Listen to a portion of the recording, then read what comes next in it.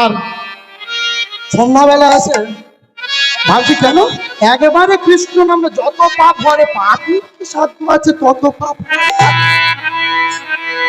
আমি একবার কৃষ্ণ নাম করছি তাতে তোমার সব পাপ হয়ে যাচ্ছে। আজকে দেখুন সেই দশায় এসে দাঁড়িয়েছে। যত আমরা হরিনাম করছি, যত হরিনাম শুনছি, যত হরিনাম দিচ্ছি, দিন দিন তত আমরা অসৎ পথ অবলম্বন করছি, তাই তো না?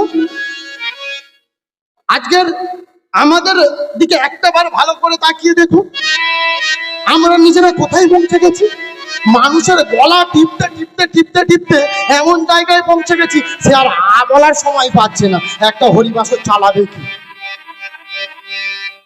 একটা হরিবাসর চালাতে গেলে যে টাকা খরচা সেটা আমরা একটা রথি মহারথীদের কাছে গেলে বুঝতে পেরে যাচ্ছি, তাই না? এই যে আজকের সমাজকে যেভাবে আমরা শোষণ করে নিয়ে আসছি, আজকের সমাজে সৎ জিনিস দেওয়ার নামে সেই যে এক ঢোল এক কাশি এক বাঁশি বাজিয়ে চলেছি, আমরা কিছু নিত্য নতুন দিতে পারছি না, আমরা কিছু ভালো তথ্য মানুষের কাছে পৌঁছে দিতে পারছি না, সমাজের উন্নতির জন্য কিছু করতে পারছি না, যুব সমাজকে একটা চারজনকে এনে বসাতে পারছি না কীর্তন আসরে। কারণ আমাদের সেই একই প্রথা ধরে আমরা বসে আছি, তাতে সমাজের মঙ্গল হচ্ছে না। শুধু টাকা দাও, আমরা সমাজে নতুন কিছু দেবো, ভালো কিছু দেবো, কিছু তথ্য দেবো, কিছু জ্ঞান দেবো, সমাজটা ভালো অগ্রগতির দিকে যাবে, তারপর তো লোকের কাছ থেকে টাকা চাইবো না।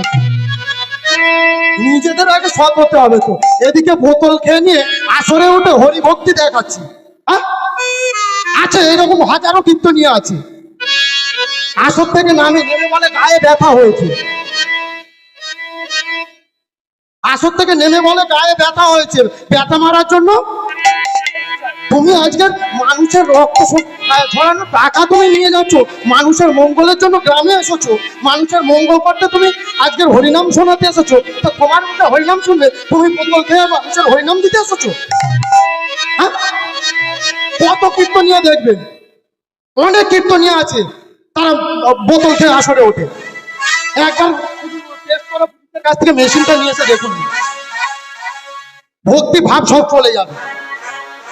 সব বোতলকে এখানে চোখের জল ঝরাচ্ছে, দেখাচ্ছে আমি কত ভক্তি, কত কীর্তনীয় আছে।